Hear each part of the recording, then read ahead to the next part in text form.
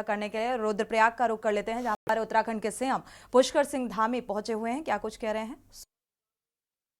20 लाख से ज्यादा लोग आ गए। इस साल वो संख्या और बढ़ने वाली है।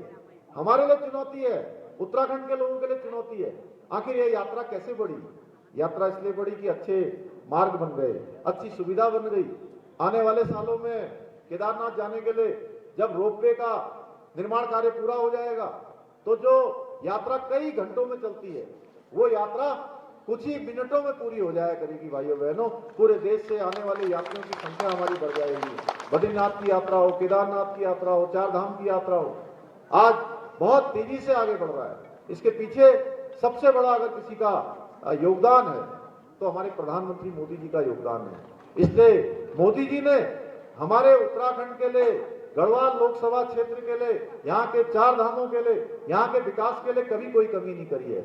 चाहे आज हेली सेवाएं तेजी से बढ़ रही हैं, रेल सेवाएं बढ़ रही हैं, रोड की सेवाएं बढ़ रही हैं, रोपवे बढ़ रहे हैं, स्वास्थ्य सेवाएं बढ़ रही हैं, लखपति दीदी बनाने की योजना चल रही है। राज्य की सरकार भी, पहले राज्य में हमारे यहाँ केवल घर में 2 बुजुर्ग दंपत्ति होते थे, तो 2 बुजुर्ग दंपत्तियों में से एक को पेंशन मिलती थी, एक को नहीं मिलती थी। पता है ना आपको? और पता है क्या होता था? आपस में पेंशन जब एक को मिलती थी तो आपस में दोनों जने उनमें झगड़ा हो जाता था। तो भाइयों बहनों, हमने जो है ये झगड़ा भी बंद करवा दिया है। दोनों ही बुजुर्ग दंपत्तियों के लिए हमने पेंशन की व्यवस्था कर दी है।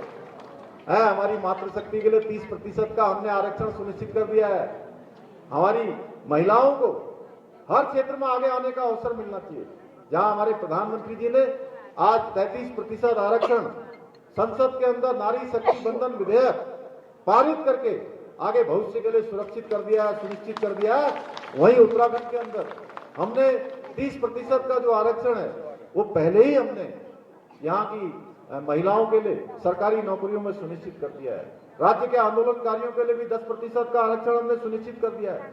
आज कृषि का क्षेत्र हो, बागवानी का क्षेत्र हो, मत्स्य पालन का क्षेत्र हो, रोजगार स्वरोजगार के क्षेत्र में अनेकों काम आज तेजी से आगे बढ़ रहे हैं। मैं आज इस अवसर पर आप सबसे इतना ही कहने के लिए आया हूं कि मैं अभी भरत चौधरी जी कह रहे थे, महावीर जी कह रहे थे कि भाई 2 दिन में, 1 दिन में ये कार्यक्रम हो गया, लेकिन मैं ऐसा मानता हूं कि मैं आपकी संख्या देख के नहीं कह रहा हूं। मैं तो कह रहा हूं कि पूरे विधानसभा के आप सब लोग प्रतिनिधि हैं। और अनिल जी ने एक बात कही, ब्रांड एम्बेसडर। आप अब इस चुनाव में भी 19 तारीख तक ब्रांड एम्बेसडर हैं कि 19 तारीख तक आप ब्रांड एम्बेसडर जानते हैं क्या होता है? ब्रांड एम्बेसडर का काम होता है घर घर जाना, गांव गांव जाना और हर किसी को ये बताना कि ये लोकतंत्र का जो महायज्ञ है, ये महायज्ञ बहुत महत्वपूर्ण होता है। कई बार जैसे मैंने कहा अभी यहाँ से कि कौन जीतने वाला है, लोग कहेंगे अनिल बलूनी जीतने वाले हैं। कौन प्रधानमंत्री बनने वाला है? मोदी जी प्रधानमंत्री बनने वाले हैं। सरकार किसकी बनने वाली है?